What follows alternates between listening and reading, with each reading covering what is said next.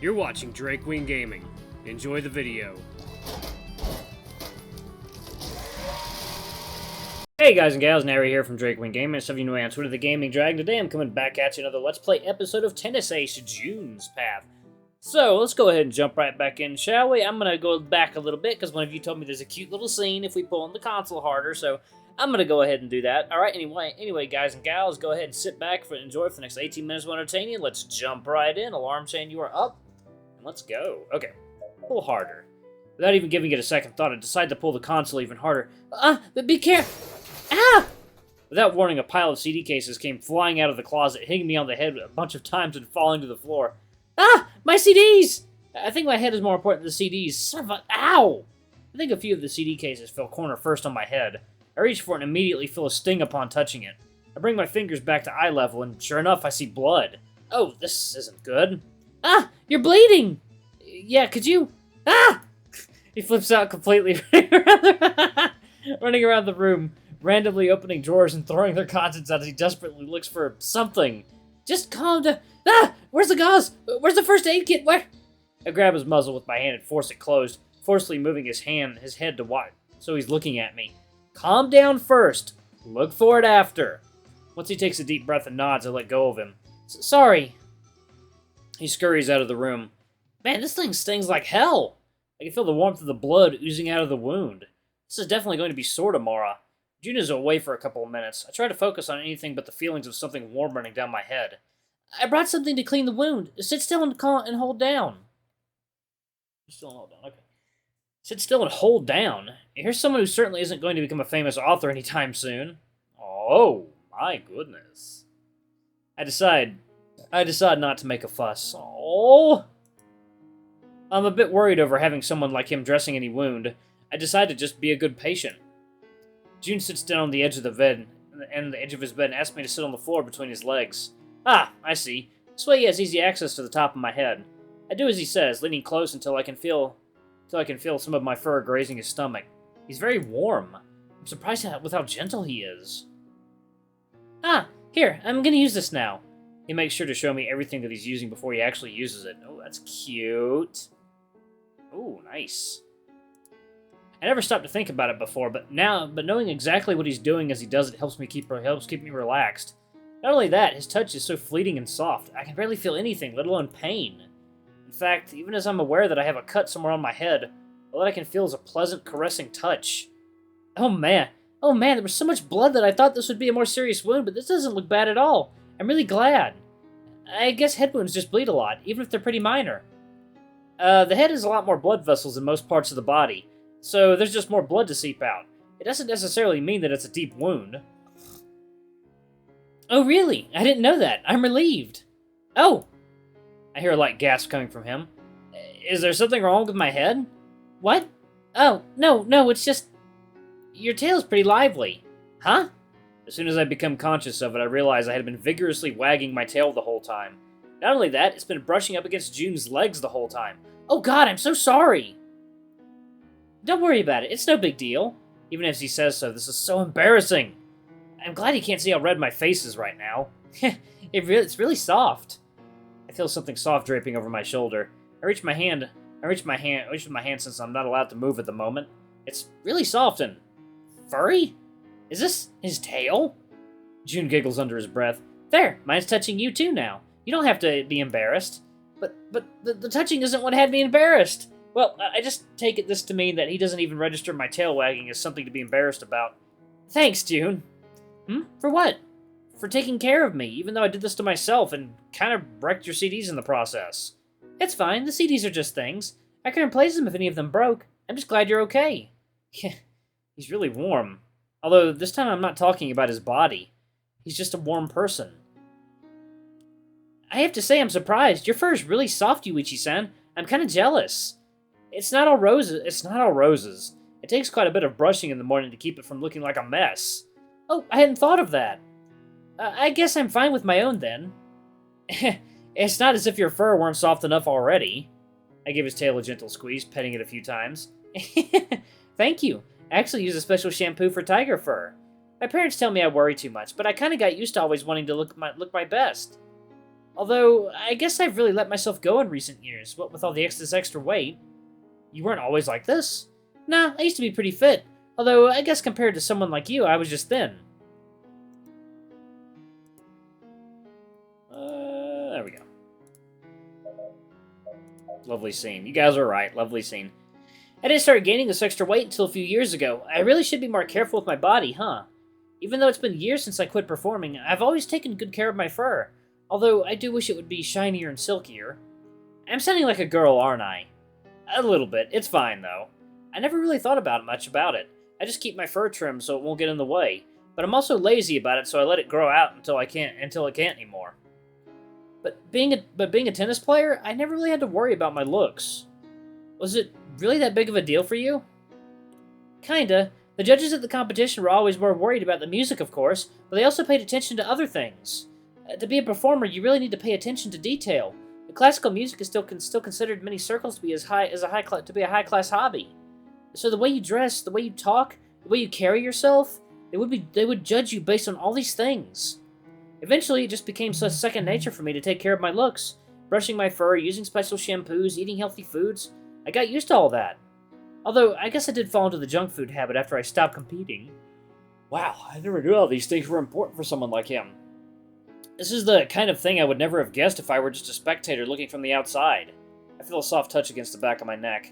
My fur immediately stands at attention, but I quickly relax once I realize that it's just his hand. June is slowly and gently petting my neck, always with the utmost care, almost like he's caressing a small child. There, I'm all done. I put a little gauze on it. You don't have to keep it there for long. You can take it off before you go home if you want.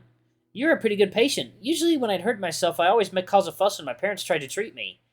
Would you like to lie down for a bit and relax? Nah, I'll be fine. I have to admit, this is already plenty relaxing on its own. I lean my head a little further back, resting it against June's stomach. He moves his hand from the back of my neck to the sides, continuing to pet me there. Oh man, his stomach is so soft and warm, too. I could seriously fall asleep like this. Are you sure about that? Because you already seem to be falling asleep right where you are. Mm-hmm. His belly rumbles for a bit as he laughs, echoing a soft chuckle.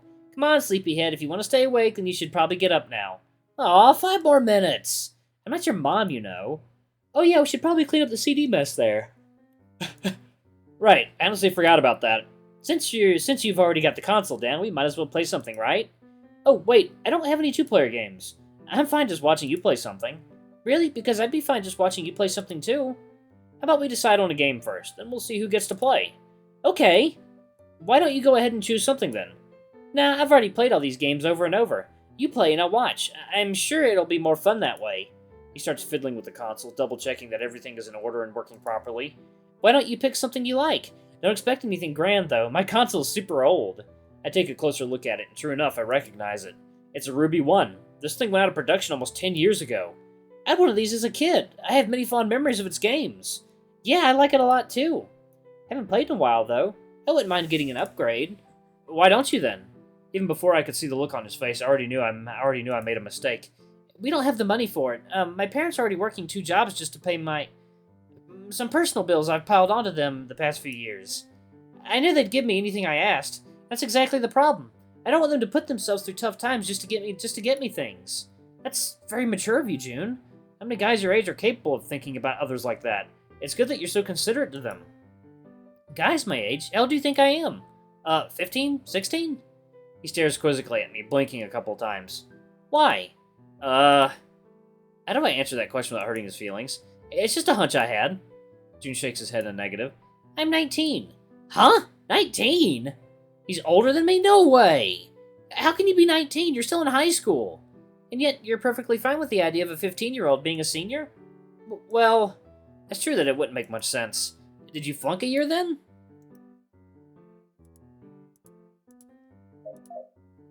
Well, there were a few personal circumstances last year that forced me to take the year off. Oh no, did you get sick or something like that? Yeah, something like that. I try saying something else, but he picks one game from the pile and quickly puts it into the console. Here, try this one. I see the console logo flashing onto the screen as the system whirs itself into life. June hands me a controller and sits on the bed, facing the TV. I take a seat on the bed and grab the controller. Since the bed isn't particularly spacious, I'm pressed up against him. It's not uncomfortable at all, though. I see the game logo popping up on the screen and immediately recognize it. Oh, I know this one. I'm a huge fan of the series. June immediately turns over towards me. The move is so sudden I nearly jump back. I am only stopped by the wall that gently conks me in the head again. Really? I love this series. It's my favorite.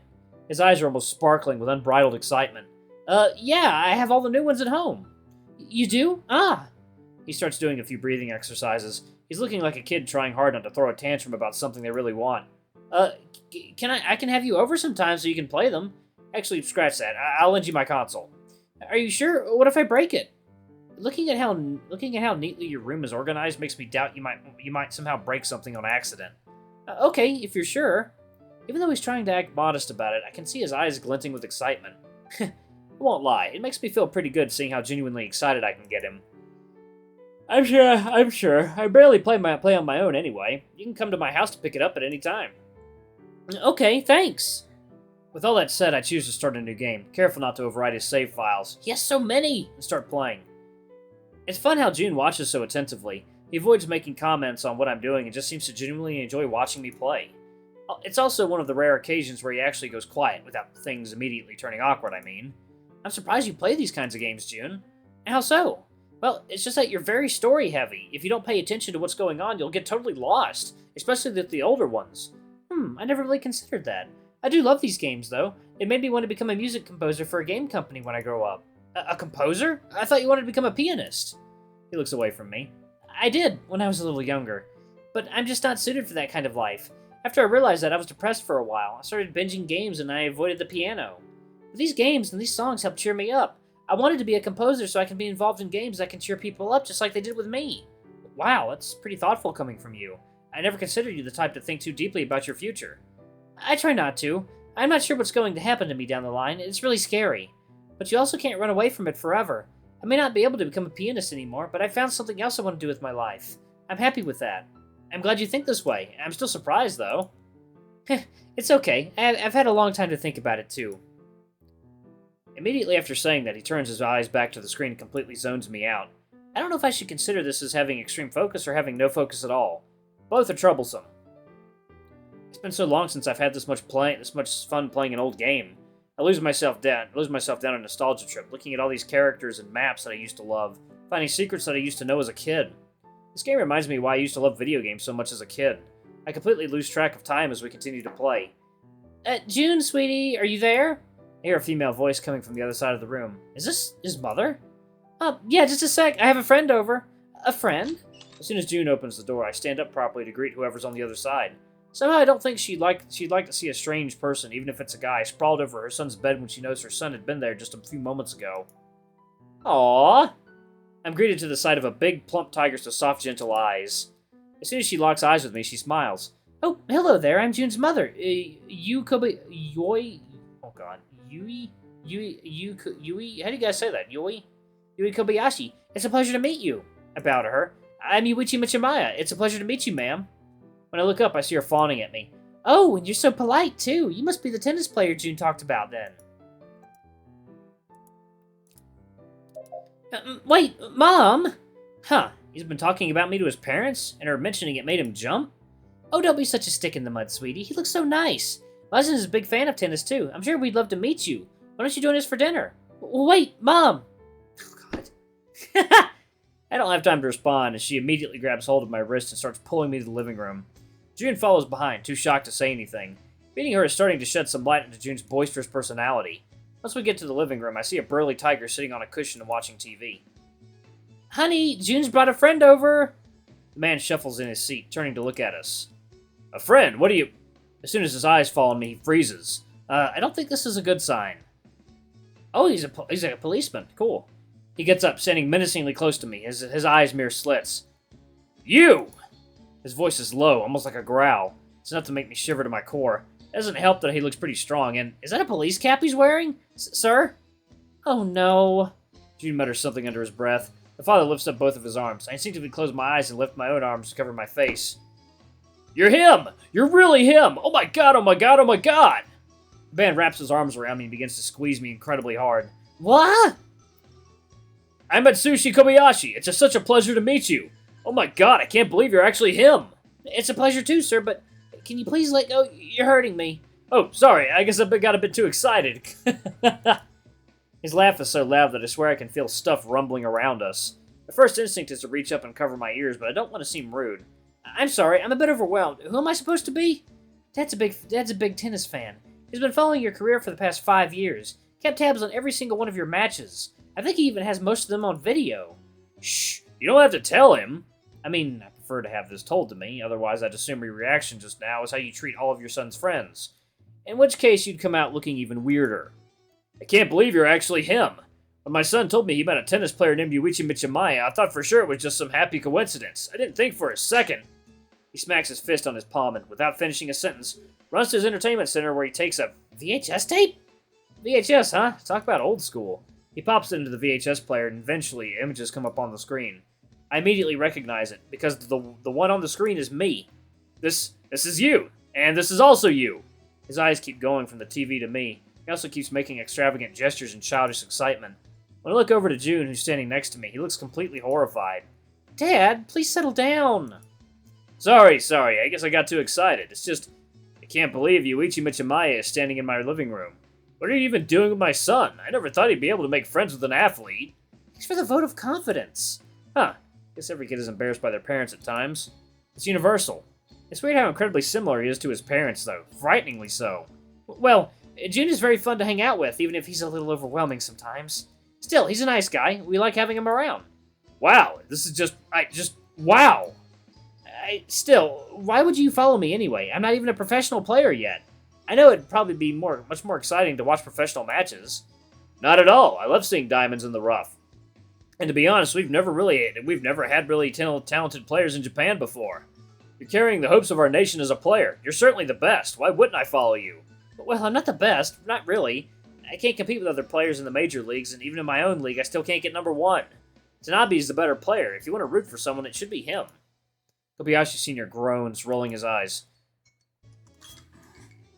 Alright, yeah, I'm going to go ahead and pause it right here. Hey, we got to meet June's parents, and we got a cute little scene with him bandaging you up. Ah, that was wonderful. Anyway, y'all, thank you so much for watching. Don't forget to like, comment, subscribe, ring that notification bell. Leave a super thanks. Or tip if you can, it always helps. Until the next video, I love you all. I'll see you next time. Bye-bye!